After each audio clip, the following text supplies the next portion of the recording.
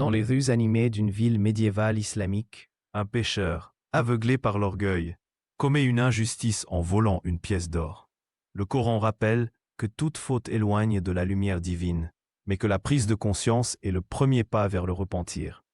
Selon la sourate 24, verset 31, « Et repointez-vous tous devant Allah, ô croyants, afin que vous récoltiez le succès. » Ce verset, murmuré par un passant, perce le cœur du personnage, amorçant son réveil spirituel.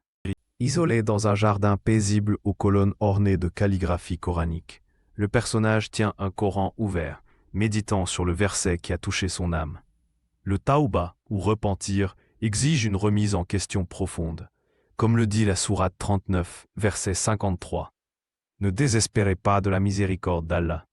Le chapelet entre ses doigts scande sa réflexion, tandis que la lumière filtrant à travers les feuilles éclaire son visage. Signe d'une conscience qui s'éveille. sous un ciel étoilé, le personnage se prosterne dans une mosquée, Devant un mihrab illuminé d'une lueur dorée. La prosternation sujude est l'ultime acte d'humilité, où le croyant reconnaît sa dépendance à Allah. La sourate 2, verset 222, affirme « Allah aime ceux qui se repentent ».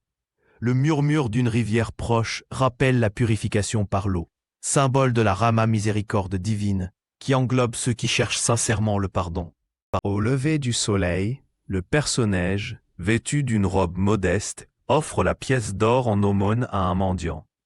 Ce geste symbolise sa transformation et son engagement envers la charité, zakat, l'un des piliers de l'islam.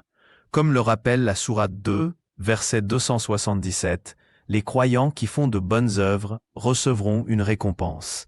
Le paysage, une oasis tranquille, baignée de lumière matinale, incarne la paix intérieure et le salut, najat trouvé, grâce au repentir.